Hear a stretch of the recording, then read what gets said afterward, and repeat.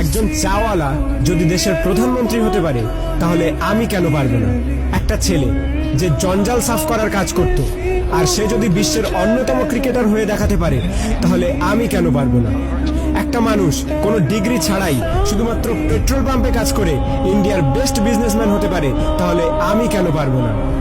High স্কুলের basketball team থেকে বাদ দিয়ে দেওয়ার পরেও যদি সে দুনিয়ার বেস্ট বাস্কেটবল প্লেয়ার হতে পারে তাহলে আমি কেন পারবো না? কিছু লোক কলেজ ড্রপ আউট করার পর নিজের কোম্পানিতেই কলেজের টপারদের হায়ার করতে পারে তাহলে আমি কেন পারবো না? এক ব্যক্তি যাকে নিউজ পেপার কোম্পানি চাকরি থেকে বাদ দিয়ে দেয় কারণ তার মধ্যে নাকি ক্রিয়েটিভিটি কম ছিল, আইডিয়া কম ছিল, সেই ব্যক্তি যদি পরে মিকি মাউসের মতো ক্যারেক্টার ক্রিয়েট করতে পারে তাহলে আমি কেন পারবো না? একটা মানুষ যার গার্লফ্রেন্ড তার সাথে ব্রেকআপ করে নেয় এবং তাকে সমস্ত সোশ্যাল সাইট থেকে ব্লক করে দেয়, কিন্তু সেই ব্যক্তি পরে দুনিয়ার সব থেকে বড় সোশ্যাল নেটওয়ার্কিং সাইট ফেসবুক বানিয়ে দিতে পারে তাহলে আমি কেন পারবো না? এক ব্যক্তি 999 বার ফেল হওয়ার পরেও হার না মেনে 1000 বারের মাথায় বাল্ব আবিষ্কার করতে পারে তাহলে আমি কেন পারবো না? দুবার বিজনেসে ফেল হওয়ার পরে ডিপ্রেশনে গিয়ে পরপর 8 বার ইলেকশনে হেরে গিয়ে 9 বারের মাথায় আমেরিকার প্রেসিডেন্ট হতে পারে তাহলে আমি কেন পারবো না? এক ব্যক্তি যাকে নিজের কোম্পানি থেকে তাড়িয়ে দেওয়ার পরেও যদি অ্যাপেলের মতো কোম্পানি গড়ে তুলতে পারে তাহলে আমি কেন পারবো না?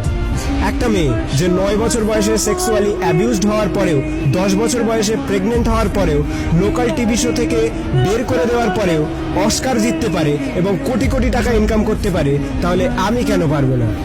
একটা জবলেস মেয়ে যার স্বামী তাকে ডিভোর্স দিয়ে দেয় এবং 3 বছরের বাচ্চাটিকে মানুষ করার দায়িত্ব তার উপরে চলে আসে, ডিপ্রেশনে যাওয়ার পরেও ওয়ার্ল্ডের সব থেকে বিখ্যাত নোভেল সিরিজ অর্থাৎ হ্যারি পটার লিখে ফেলে, যার ফলে সে কোটি কোটি টাকা ইনকাম করছে, তার একদিনের ইনকামে একটি ল্যাম্বরগিনি কেনা যাবে। এক ব্যক্তি যার পুরো বডি প্যারালাইজড, চলাফেরা তো দূরের কথা, নিজের আঙুল পর্যন্ত নাড়াতে পারে না, সে যদি ওয়ার্ল্ডের one of the best scientist হতে পারে তাহলে আমি কেন পারবো না? তোমরা সব জিনিসই অ্যাচিভ করতে পারো যেটা তোমরা করতে চাও, যার স্বপ্ন তোমরা দেখো, শুধু তার জন্য একটা আগুন দরকার, একটা স্পার্ক দরকার। নাথিং ইজ ইম্পসিবল, আর এই স্পার্ক তোমাদের নিজেদের মধ্যে আছে। তুমি নিজেই দোষী তোমার ফেল হওয়ার জন্য। এখন তুমি যেখানে আছো সেটা তোমার অতীতের কর্মের ফল, এবং কাল তুমি কোথায় পৌঁছাবে সেটা তোমার আজকের কর্মের ফল হবে। আমার তরফ থেকে সবাইকে অল দ্য বেস্ট। যদি ভিডিওটি ভালো লাগে তাহলে লাইক করো, শেয়ার করো।